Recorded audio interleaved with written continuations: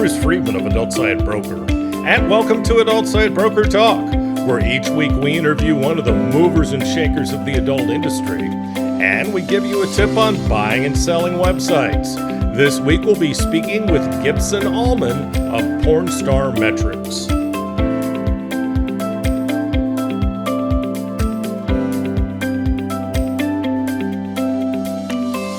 Would you like an easy way to make a lot of money? Send sellers or buyers to us at Adult Site Broker through our affiliate program, ASB Cash. When you refer business to us, you'll receive 20% of our broker commission on all sales that result from that referral for life. You can make $100,000 or more on only one sale for some of our listings. Check out asbcash.com for more details and to sign up. At Adult Site Broker, we're proud to announce our latest project, thewaronporn.com. You'll find articles from industry websites as well as mainstream publications from around the world. It's designed to raise awareness of our industry's plight in the war on porn and the numerous attacks on our industry and online free speech by hate groups, the religious right, and politicians. You'll find all that and more at thewaronporn.com. We've also added an events section to our website at adultsitebroker.com. Now you can get information on B2B events on our site, as well as special discounts reserved for our clients. Go to adultsitebroker.com for more details. Now let's feature our property of the week that's for sale at Adult Site Broker. We're proud to introduce a successful and growing OnlyFans agency. They've been in business less than a year and a half, but they've experienced tremendous growth. The company was founded by two brothers. In the last year, they've done over $5 million in gross profit. They have over 130 full-time Filipino employees with affordable salaries. The strategy of the company is to acquire large volumes of creators, put them through their automated onboarding process, and then they decide which creators are worth keeping. Out of over 2,000 in the last year, they pared down to the 300 plus creators they have now. They focus on 30 to 50 high revenue producing creators. The top one is generating $120,000 in monthly revenue. There are many high potential creators who currently do between $5,000 to $75,000 a month. These creators can be scaled through detailed focus and know-how, not to mention additional marketing. The founders have created scalable systems and automations through sustainable processes. The whole company is very well structured. The founders currently only work about an hour a day due to their systems. There's a great potential to further develop the revenue from each creator, thus multiplying the revenue and profits of the company. The main marketing is TikTok, with some Instagram sprinkled in, which leaves amazing opportunities using other media and buying ads. Only $13.5 million. Now time for this week's interview. My guest today on Adult Site Broker Talk is Gibson Allman of Pornstar Metrics. Gibson, thanks for being with us today on Adult Site Broker Talk.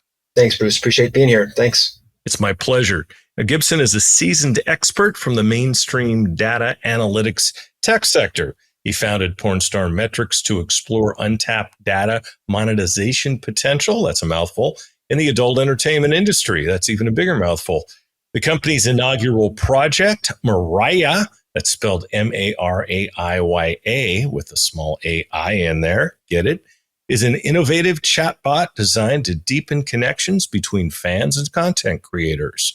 Launched in 2023, MARaiYA is continually evolving to incorporate feedback while expanding her knowledge and conversational abilities. You can experience the latest in fan and creator interaction by visiting pornstarmetrics.com to see for yourself. So, Gibson, could you share a bit about your background in technology and what motivated you to establish Pornstar Metrics?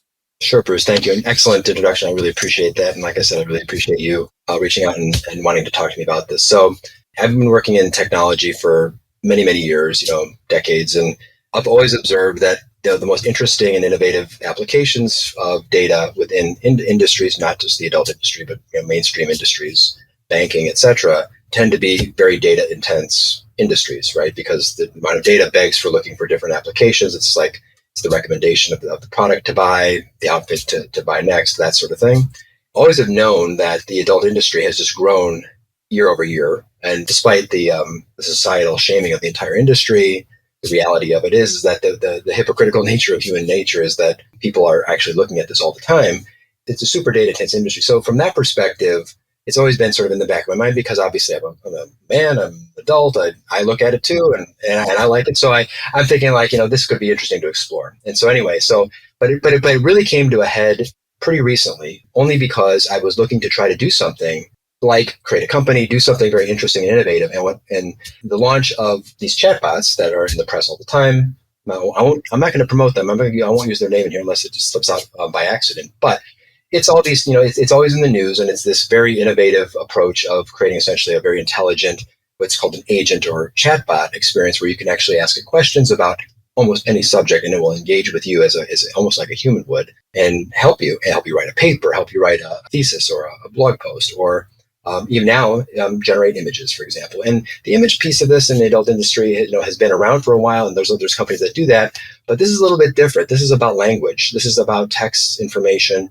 Images, of course, are a huge part of it, as is video. But the core of this thing that I was looking at, based upon my experience, was that also because it's data of a different variety. And because the third point I would make here is that data historically has always been about numbers, right? It's always about adding up numbers and columns and calculating different things based upon that. But this other information is different. It's text. It requires interpretation, and which is called natural language processing. And there's a lot of research, and there's lots of different approaches to doing that. But what this generative AI stuff has done is it's expanding the lens to an enormous amount of additional information and applying these large, complicated models essentially to the data to effectively create the backbone for things like those chatbots. So people get these things commingled.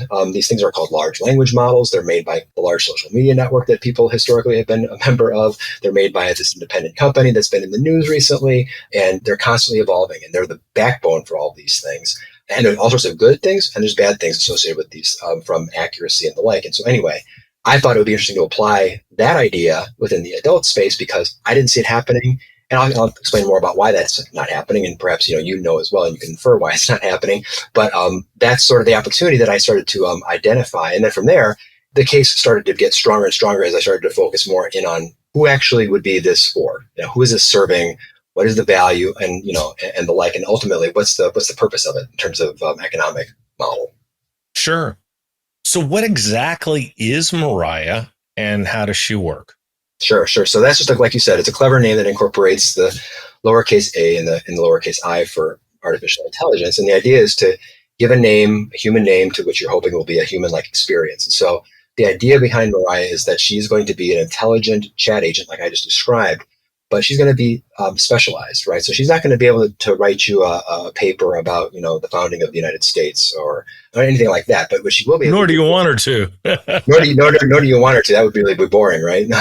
What you want to do with her is you want to ask her questions about certain adult entertainers. And the reason why you want to do that, and the intent of the entire chat experience here, is to help the content creators, which are now the hottest and the highest growth area, it appears, within the adult entertainment space, which is seemingly pivoting the power within this industry, not away from large production companies, more to the individual creators. But there's a twist to this coming down the line. They have the power now. Of course, yeah, totally, yeah, exactly. But who has the power really are the companies that are actually hosting them. What's very interesting is that, and I'll talk more about this, but data about adult entertainers, both veterans as well as some of these newer creators, they can be all over the place on the internet, and especially for the legacy and the entertainers that have been in the business for a long time. There's many websites that have catalogs of different things like the awards and then the attributes of their bodies and all this sort of stuff, their hair color and their filmographies, and it's all over the place, right? And so you can go find information, but sometimes it's not consistent. The reality of it is, though, is that this marketplace now that's emerging is becoming so competitive, and there's new entrants constantly. So in a market that's ultra super competitive, what's going to help the participants in that is to spend as much time focusing on what the core of their business is, which is essentially connecting with their customer, and less time in marketing and fulfilling it. Instead of sort of administering and effectively having to worry about how am I going to be discovered, how am I going to be found, and why will people want to engage with me. So information and insight is the core basis of this. And so the idea behind MARaiYA is that she's going to be able to answer questions as if she's a representative of them. So the ultimate goal would be for any particular entertainer that you would want to know anything about, like who they are, how old they are, where they grew up, whatever the case might be. As part of this, I participated in these ecosystems to actually understand exactly how these things work. And I can assure myself that it is helpful, because ultimately the content creators want people to invest their time and money. And the people that are investing their money and time in this also, they want a value exchange. So I'm chatting with MARaiYA and I say, tell me about Siri Doll, to pick one very popular creator. And she'll tell me facts about Siri Doll?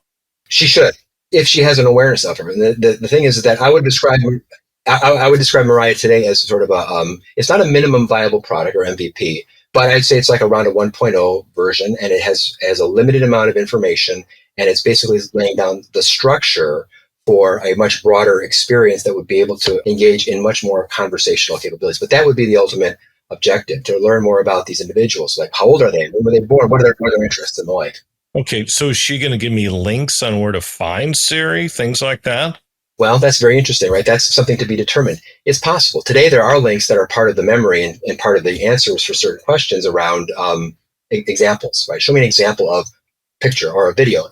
There's limited information insight available in that chat experience today for that. The challenge, of course, with links is that they're constantly sort of changing. And so to make that part of the core institutional model needs to be worked out. For those of listening who have used the general sort of chat experiences that I mentioned early in the questioning here, you'll notice that when you ask for links, give me links to articles that prove the adult entertainment industry has the most vibrant potential for a data-driven application like this.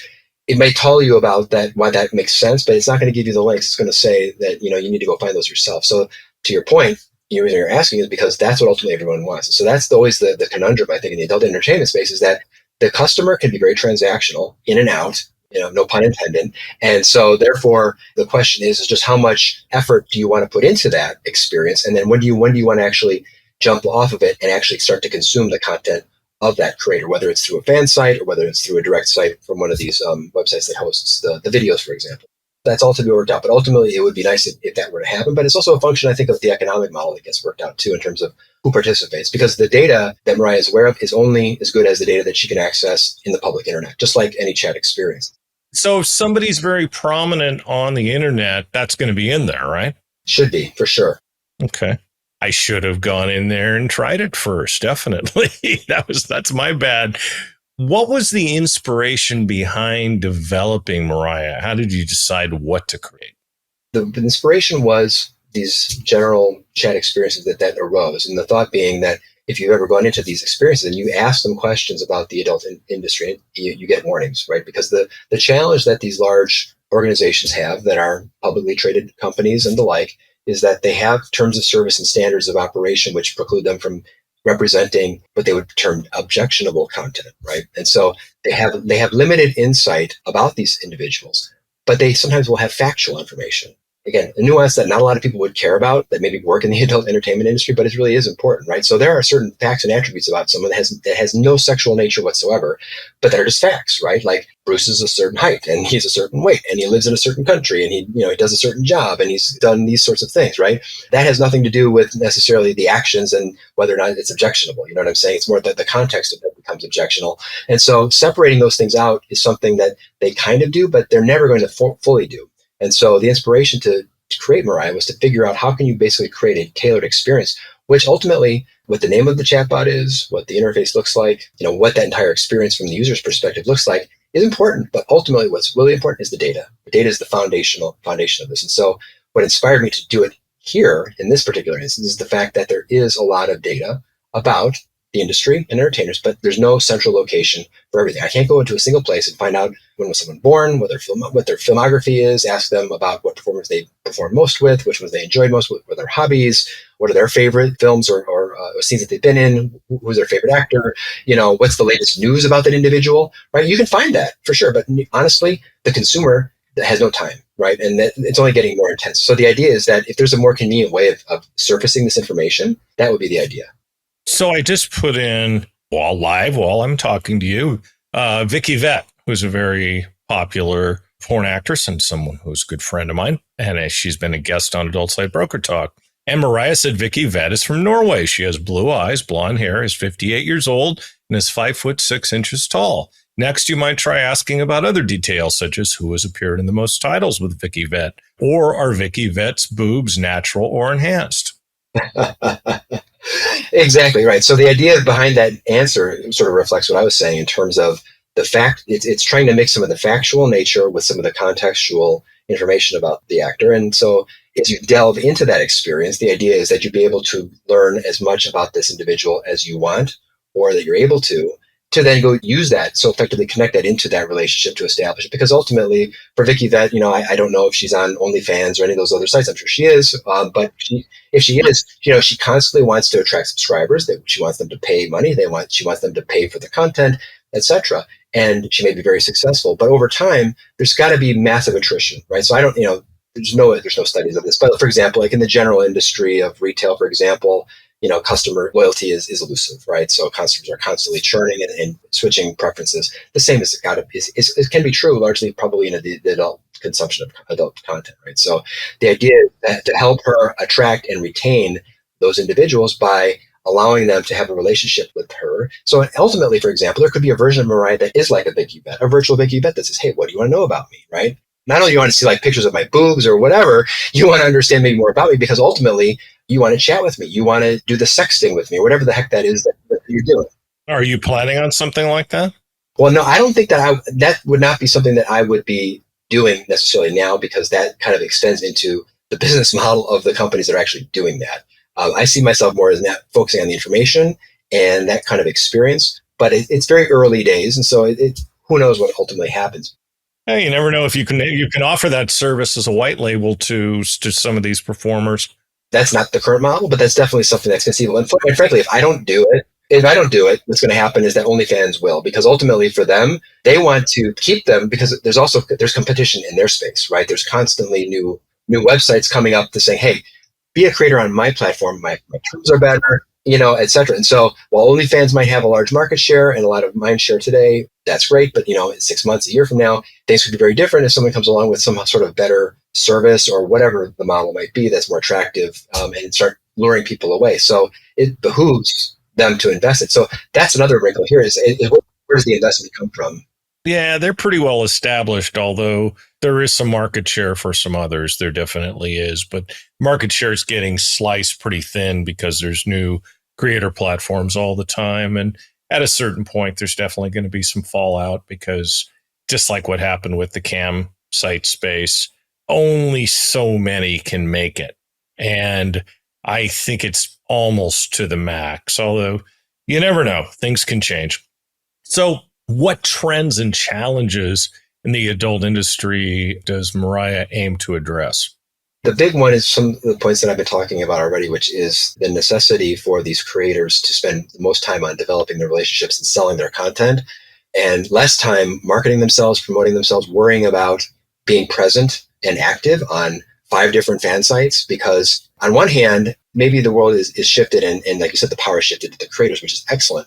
But the lives of the creators become exponentially more complicated potentially because no longer are they dependent on a channel for business and for work. They actually have to manage that themselves. And maybe some have a passion for that, and that's excellent. However, when you're in a competitive market, you want to spend as much time on your core product. Your core product isn't worrying about necessarily where your information is most present and where people can find the most relevant information about you so they can decide whether or not they want to spend their money with you. There's a component of that statement which sounds absurd to the people in the entertainment industry because they would say that it's extremely transactional. People just want to go in and get off it and move along and whatever. However, the reality of it is that the big industry players, the people that actually have control a lot of the industry's content, who own probably the rights to it, I don't know that that's true, but of course it seems to be the case because a lot of the creators I've found don't really have access or can reuse their content, so it's owned by the people that had hired them. The creators, just to interrupt you, the creators like the ones that are on OnlyFans can very much do that. The ones who work for studios, if the studio owns the content, they need to get permission, but there's a lot of content trades right now. So a studio will shoot a scene, but they have a deal with the creator that the creator can also put that up on their OnlyFans or other platforms. That's cool. And that makes sense. But what ultimately happens here is a couple of things. So like I mentioned early in the podcast that there are a lot of websites today where you can go in, you can create videos and pictures of people, right, that are attractive to you, that are completely fictional, that are completely phantoms that have just been invented out of thin air. Yeah, like deepfake.com, that's owned by a friend of mine. Exactly right. The acceleration and the quality of that is such that, you can imagine a future not too far from now where performers are virtual because they can be exactly who you want. You don't have to take accept any sort of flaws or anything like that. It's like, this is the kind of person that I want to see and interact with, and it will look as lifelike and real as possible. And so, and that's lovely, right, for the people that have built that product, that technology, and who are making money from it. But for the people, the workers, the people that fuel it. So I had a bit of an empathy for them in thinking about this too, is that, what's the defensibility of your business model amid this probable future? Because although the studios probably love all their actors, their talent, etc., at the same time, if they could strip out all that cost and complication of dealing with people and simply do what I just described, they would do it too, right? Because it makes life much easier, and it will happen. And so the only defense against that, of course, is I would think that in many ways for the creators, perhaps through the channels by which they're communicating their content today, or something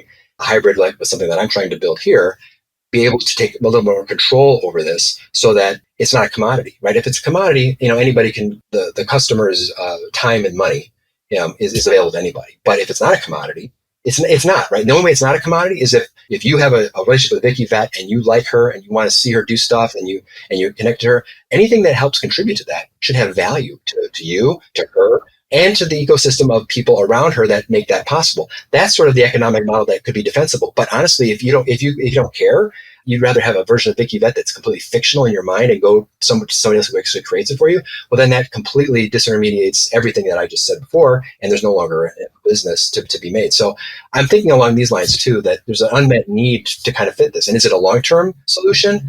I think it is, in part because, as I said, I've done some research here, and you probably participate perhaps in these as well, is that I'm not so sure when, in fact, a lot of this AI will actually substitute for the human-to-human interaction, because although they are getting very, very realistic, there's some nuances that I've discovered that suggest that the human element here is going to be really important, and that's really tough in a digital world. It's easier with pictures, but it's harder with video. Yeah, totally. And people want to see video. Absolutely. That's not infeasible, to see that be generated through artificial intelligence. Long time away before it's going to be indistinguishable. And I might be discounting technology and how quickly it can move, but I still think it's a ways off. In the adult space, I would say so, for sure. However, in the mainstream marketplace space, there's already AI services that will generate production quality commercials that are indiscernible from commercials that you would generate with film crew and a script. I've seen them. I've even looked into those services to create videos to promote my company. So yeah, and they're very good. They're very, very good. And it's only a matter of time before someone's smart enough to be able to tailor that. Again, the challenge though is this constant, tension between sort of what people view as objectionable content and the ability to action it with technology versus not. And so it's interesting, right? So the adult entertainment space has lots of data and obviously very analytically driven, et cetera. At the same time, in some ways, they're laggards in certain segments because they don't have necessarily, and in this space that I'm talking about here, the resources and investment that this requires is immense. I mean, we're talking billions of dollars of value and money. And it's not because it's so exciting, it's because the amount of technology that processes this stuff is massive. It's the latest in what's called graphical processing units, GPUs. It's immense. And so that's also kind of a problem because it's kind of hard to justify looking at that, through the lens of, I just want to create something that will help generate a picture of a naked person, I'm saying? I'm saying it's like the disconnect. Exactly. It's different. I mean, good luck having that come from the adult industry. I can only think of maybe one or two companies that would even attempt that. And based on where they're at right now, I don't see them doing that.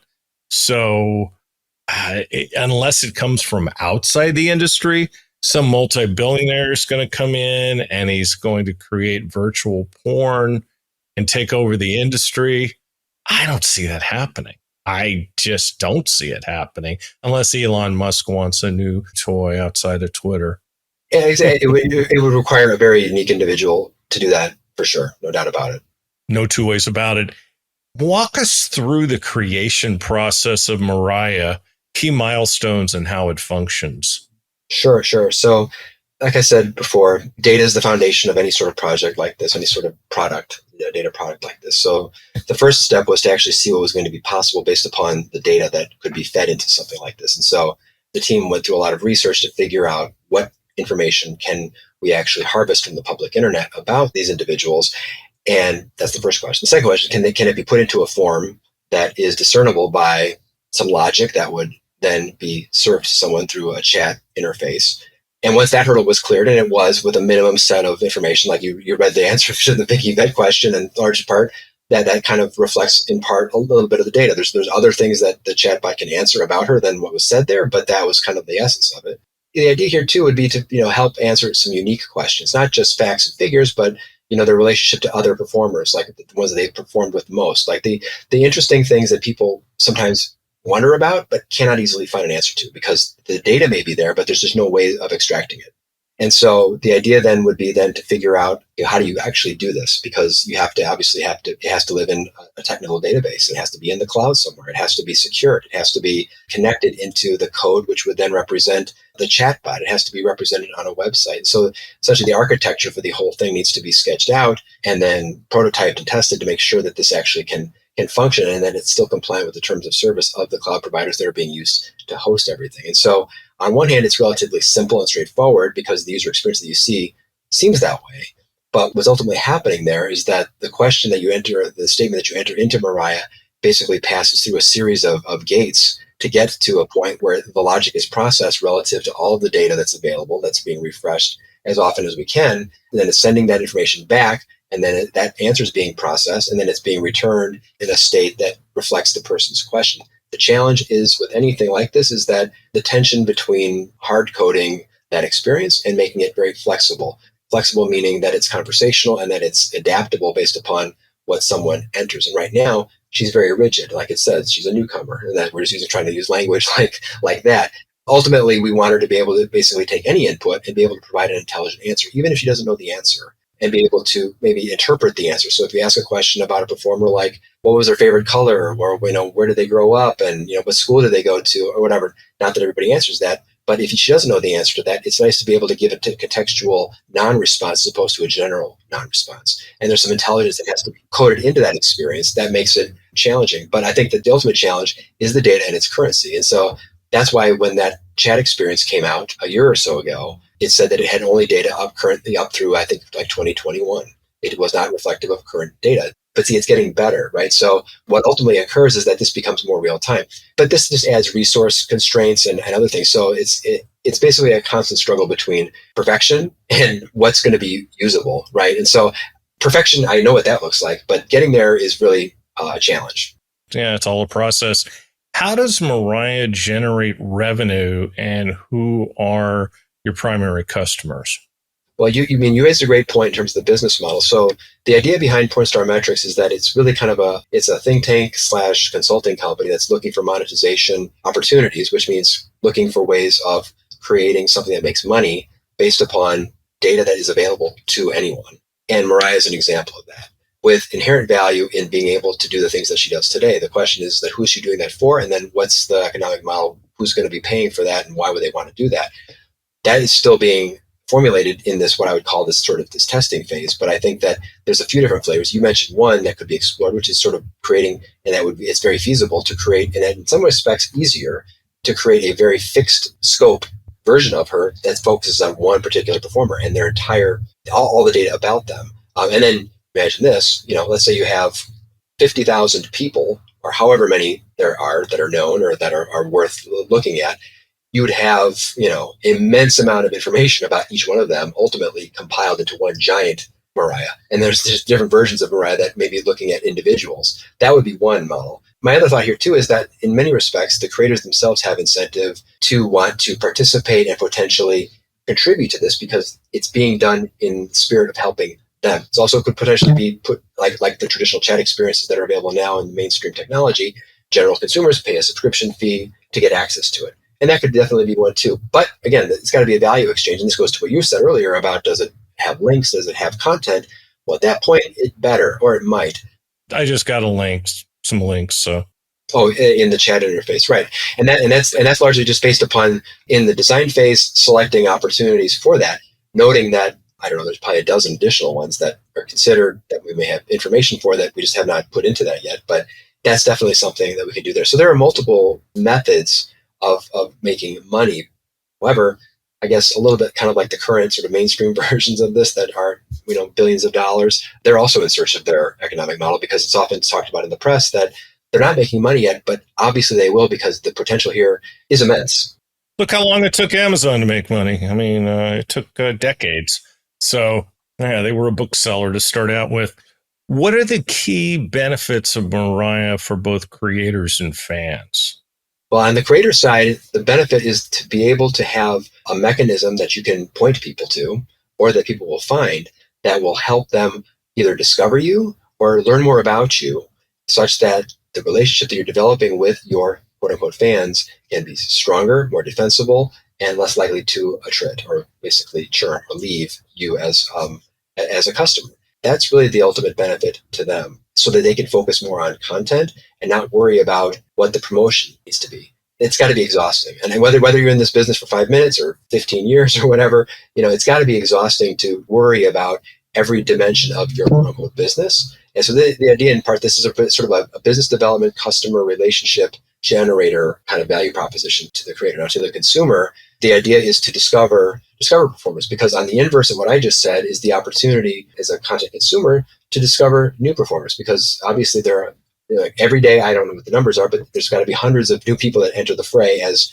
amateurs or whatever, and they'd like to be discovered too. And at the same time, the people who have been veterans for a long time are in there. They don't want people chipping away at their business either. And so for the consumer, though, the idea here is that you'd be able to discover new people more easily. So if you like a certain type of person or performer, that you could find others who are similar to them or share similar characteristics, things like that. And there's some of the information like that, but the idea here would be to be as specific as possible. It could be based upon age or their ethnicity or multiple dimensions, right? And so, I mean, it sounds a bit crazy to like sort of like the casual lay person who thinks this is extremely objectionable, but at the same time, when people are looking at these things, they have these very specific thoughts. Done some research about this, and it's true. It's like, I like this type of person. Right. Show me some creators with big tits, that kind of thing. and even more specific than that, right? Because on one hand, it's like that question can be answered. Show me some creators with 42 Ds exactly. and bigger. Yes, yeah, exactly. Yeah. Or very specific dimensions within a range. The more information that is available, the more people will actually use it. Because the idea here is that you can find much more specific things that are more appealing to you. Because at the end of the day, that's kind of the human element here, is that you're constantly searching for something that really matches that thing in your head. And she's learning constantly, right? Well, the idea is to make that self-learning. So yes, the idea is that every time someone enters their question and the answer is returned, that is captured as part of the experience, and that can be repeated and or it can be learned from in terms of adding it. So the flip side of that is that for the things that she can't answer, basically we know all that stuff, and we're going to be adding those capabilities when it makes sense for those things that she cannot answer, whether it's the way people are asking questions or the people that they're asking about. Okay. What kind of data does MARaiYA use? And how does it stay current instead of relying on outdated information? That's a very, very good question. I know, I asked it. As I mentioned, there's data all over the internet about performers, profiles, and they're littered with pop-up ads and viruses and all sorts of things like this. And they're also not very consistent. So one of the challenges that this project has, just like any project, including that mainstream one that I keep referring to, is that the questions and the answers are only as good as the data. So there's this concept of hallucination that's being talked about, which is such a funny term to apply to technology or artificial intelligence. But that's really what it's called when the answer is completely confident but completely false. And we've done some research into this with some of the language models behind some of these larger companies, and they actually have information about a lot of adult entertainers and their backgrounds and the like. But what's fascinating is that every single answer is a hallucination, because every single answer is unique and different and strange. And it's very, very, very, very weird. And so that's very different, however, from the chat experience. So those same companies will layer on top of that a chat experience that you can use, but they restrict access to that. So what I talked about just before that, I said that's available to developers and people that can get directly to the language model through APIs and other things like that. That's exactly what we've done. So it's very, very interesting. So that is a constant challenge, which means kind of back to what I was saying about the economic model is that who should know their content better than the people that actually are behind it themselves? And so longer term, the idea potentially is that, the creators themselves would own the extent of the content and the one single, source of truth about themselves in an environment like this, as opposed to scattered across, the internet where people can be, making mistakes and or, having things be inconsistent and not up to date. Sure. How do creators actively participate or contribute to MARaiYA? Well, I mean, what I would hope for is that there's an awareness such that they would want to, number one. And I'd say they, I mean anyone for that matter, that either finds themselves reflected in her answers today and or would like to be. So that would be lovely. And we would love to be able to hear and get that sort of feedback. But secondly, the way to do that right now is to either donate money to the cause, because one of the things that we have are costs associated with this. So there's a place on our website that anyone can go to contribute, like in a Patreon kind of mode, sort of to the project in terms of deferring the cost. And so that has benefits. And what we say there is that if you do that and you are, a creator and you have a stake in some of this, we would like to be able to prioritize, communication with that individual as it relates to what we're doing here, because industry participation would be lovely and is important so that it reflects the needs and specific wants of the intended customer. So that would be the principal way today. But on a longer term, for example, I mean, I could imagine that there'd be a version of MARaiYA or some other cleverly named human chat experience that would intake and authenticate an individual. Just like when you sign up for these fan sites, you have to provide a passport, you have to authenticate your identity from an economic perspective, etc. The same sort of thing would occur for these creators so that they could then go in and they could maintain their information. And this is where this starts to blur the line between those fan sites today that may be exploring things like this or not, because again, it requires such an immense amount of focus and time and effort to do right and do well.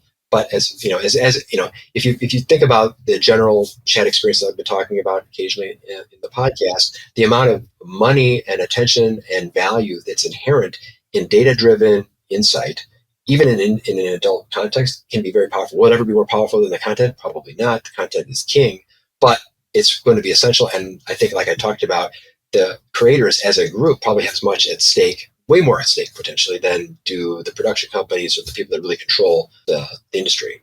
Absolutely. What's been the reaction to MARaiYA so far, and have you observed any notable trends? What I'm very thankful for is that we haven't had people abusing it, which is good. We haven't had people trying to hack it, which is good. We haven't had people trying to get into it and mess around with it, which is good. And the people that have been asking it questions are asking it legitimate questions. They're not asking it what I would call dumb, stupid, irrelevant questions, trying to, cross her up or expose her lack of intelligence, which of course there's a dimension to that. So that's been very helpful. But what's very interesting too, and eventually we're going to publish a blog post about this, is just, of those who have been aware of this. And I think it was XViz put a short piece promoting it. I think that's how you discovered it here. It's interesting. We're going to post something that describes, who are the people that are being looked at as a consequence of this, which suggests a couple of different things, right? It's a very small sample size relative to, millions, but it just shows you from a technology perspective, an industry perspective, who's actually paying attention to it. And a lot of the people that have been asking these questions could be publicists, could be who knows who, but people potentially related just in terms of like daily life or the business to these individuals, checking to see, is this person here? And because we've gotten comments through our website, which we actually ask for, like, this person's missing and you want to add them, or this person's, information is wrong. And so we're getting that. So in some respects, it's informing, to my mind, like who's paying attention, which itself is interesting because it shows sort of like who's actually thinking about this stuff and thinking it's important enough to look at. Yep. You've hinted at a version 2.0. Maybe you can share what new features or improvements are coming up.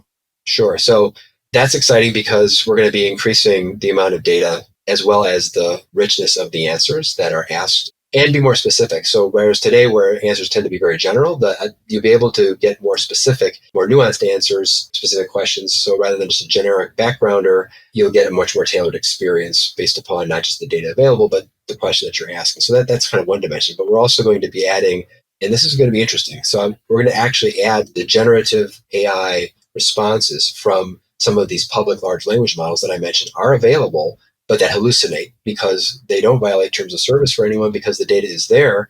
But we're going to add that so that everyone who is interested can see exactly what's happening.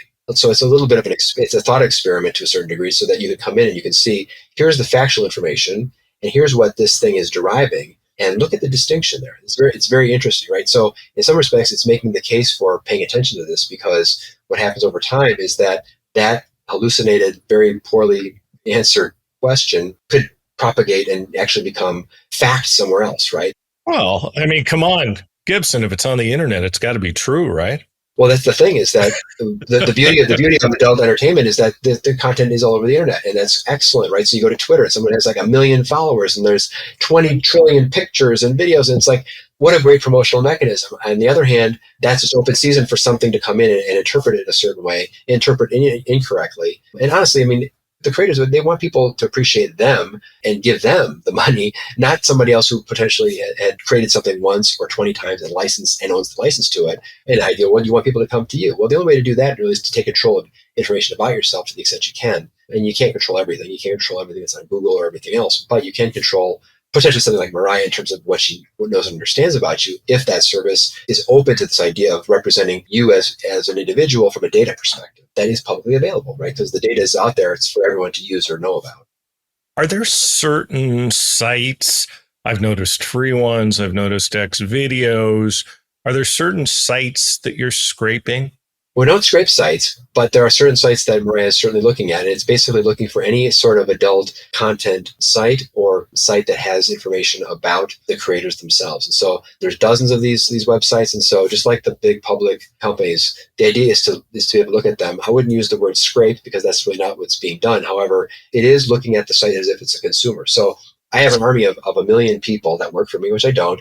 But each of them is basically going out every day and they're looking at these websites and they're just writing down on a piece of paper everything that they see. And then it's going to tell a genie about this information. That genie, so it takes 1 million of those inputs in and that does it. So it's kind of, it's a little bit more like that.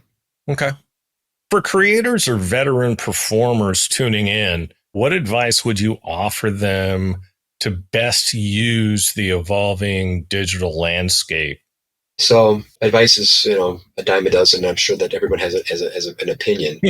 But I mean, obviously, content creators already recognize that they're living in an increasingly competitive market, and so therefore you need to spend your time and your money most wisely. So where do you want to spend your time? You want to spend your time developing relationships with your customer, because those are the individuals that will stick with you, that will like your content. And you want to be able to evolve with them and their needs. The only way that you're able to do that is to understand what they're interested in and give them that information, right? So if you can automate that, if you can offload that into a chat experience, that would be very wise if you could do that, because otherwise you're spending way too much time. So from just an advice perspective, I wouldn't say necessarily, contact me and us and figure out how we can make sure that we're reflecting your information accurately. But I would definitely, keep your eyes on these opportunities, because this is going to be fact. Because the worst case scenario is that you don't want to become a commodity. I mean, you are to a certain degree, but at the same time, if you become a true commodity, then it means that you no longer have intrinsic value and that you can be swapped with a fake artificial person. And whether it's next year or 10 years from now, that's where things are trending. And so in the future, will there be humans in this space? Of course there will be, but there may be far fewer. The amateur may no longer feel it's worth it because there's nothing there for them, because honestly, no one can tell the difference between an amateur real person and an amateur fake person who actually is tailored to your specific interests and your desires and what you most value. I would definitely keep your eyes on these things. And, you don't have to become a technologist, but it does seem to be the case that the technology savvy. And this kind of goes back to my comment about trends, right? So people that are being looked at and searched on in our testing phase, to me, it illustrates that potentially these are some of the individuals who may be more of those forward thinkers that are thinking about this. And so those might be the ones that have the longer lived careers if that's what they want to do. Sure. Makes sense. Well, Gibson, I'd like to thank you for being our guest today on Adult Side Broker Talk. And I hope we'll get a chance to do this again soon. Thanks, Bruce. I really appreciate it. Really enjoyed the conversation. And yeah, thanks. Thank you. My broker tip today is part 2 of how to buy a site. Last week, we discussed first deciding the type of site you want to buy and then establishing what your budget is. Next, it's time to look for your new website. So where do you look? Well, Adult Site Broker is a great place to start. We always have a nice variety of website and non-website properties for sale.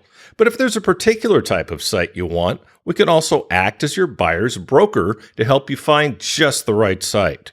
Other places to look are boards like xbiz.net and gfy.com. But to be completely honest, unless what you're looking for is a really low-end property, you're probably not going to find what you're looking for there. Of course, you could contact site owners yourself, but take it from someone who does it for a living. It's a major hassle, and it can be really hard to even find out who owns a site. Almost all adult sites use Whois privacy from their domain registrar, so when you send them an email, it will be an anonymous address, and in most cases, the emails aren't returned. We have a huge database of sellers and generally know who owns what.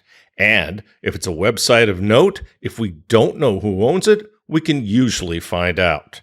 We'll talk about this subject more next week. And next week, we'll be speaking with performer Steph Sia.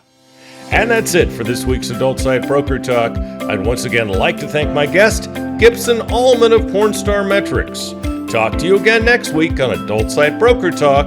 I'm Bruce Friedman.